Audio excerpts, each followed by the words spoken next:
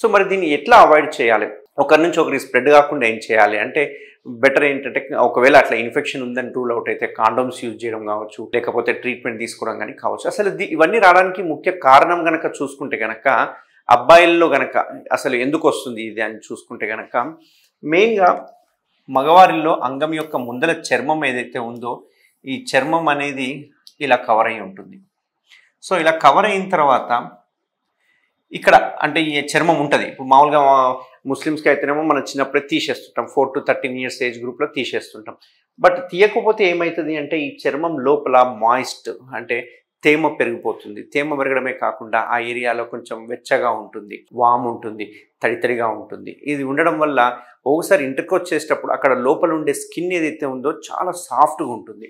ఇక్కడ ఉన్న స్కిన్ చాలా థిక్గా ఉంటుంది. బట్ లోపల అంటే కెరటినైజేషన్ అంటాం కదా, అంటే చర్మం మీద ఉండే స్కిన్ అనేది చాలా పతలా ఉంటుంది. దీనివల్ల ఇంటర్కోచ్ చేసినప్పుడు మైనర్ ట్రామాస్ అవుతూ ఉంటాయి. అక్కడక్కడ చిన్న చిన్నగా గాయాలు అవ్వడము, చిన్న చిన్నగా కట్ అయిపోవడం, ఇట్లాంటివన్నీ చూస్తూ ఉంటాం. సో ఎనీ వైరస్ కానీ బాడీలోకి ఎప్పుడైనా స్ప్రెడ్ అయ్యిందంటే ఎక్కడైనా కట్ అయ్యింది అంటే అక్కడ నుంచి బ్లడ్లోకి వెళ్ళిపోవడము, దాని యొక్క ఎఫెక్ట్ అవ్వడం అనేది చూస్తుంటాం. అందుకే ఏదైనా ఇన్ఫెక్షన్ అయ్యింది అంటే ఎవరైనా అనుకోకుండా అన్ప్రొటెక్టెడ్ సెక్స్ అంటాం కదా, అట్లా అనుకోకుండా ఎవరితోన్నా తెలియని వాళ్ళతో చేసినప్పుడు ఇమ్మీడియట్గా రిజల్ట్స్ ఉండవు. వారం నుంచి 10 రోజుల తర్వాత ఇంక్యుబేషన్ పీరియడ్ అంటాం, అప్పుడు మనకు వ్యాధులు అనేవి బయటపడుతూ ఉంటాయి.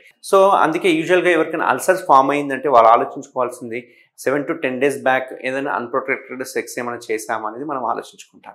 సో ఈ అబ్బాయిలో ఏమవుతుందంటే ఈ తేమ ఉండడం వల్ల, మాయిస్ట్ ఉండడం వల్ల అండ్ అక్కడ వామ్ ఉండడం వల్ల ప్రోన్ టు ఇన్ఫెక్షన్స్ అన్నట్టు. సో ఎక్కువ ఇన్ఫెక్షన్స్కి వచ్చే అవకాశాలు ఉంటాయి. ఇప్పుడు ఇంటర్కోట్ చేసేసిన తర్వాత వెజైనల్ ఫ్లూయిడ్స్ కావచ్చు, లేకపోతే బ్యాక్టీరియా కావచ్చు ఇందులో ఉండిపోతుంది. మనం సరిగా క్లీన్ చేసుకోకపోవడం వల్ల చిన్న చిన్న కట్స్ ఉంటే ఆ కట్స్ నుంచి బ్యాక్టీరియా ఎంటర్ అయిపోయి అక్కడ సెక్షువల్ ట్రాన్స్మిటెడ్ డిసీజ్ అనేవి ఎక్కువ వచ్చే అవకాశాలు ఉంటాయి. సో ఒక సర్వే ప్రకారం చూసుకుంటే కనుక సర్కంసిషన్ చేయించుకున్న అబ్బాయిలకి ఈ సెక్షువల్ ట్రాన్స్మిటెడ్ డిసీజ్లు కానీ హెచ్ఐవి కానీ చాలా తక్కువ ఉందని చెప్పేసి ఒక 50 to 60% ఛాన్సెస్ అనేవి చాలా తగ్గినాయి సర్కంసిషన్ చేసుకోవడం వల్ల.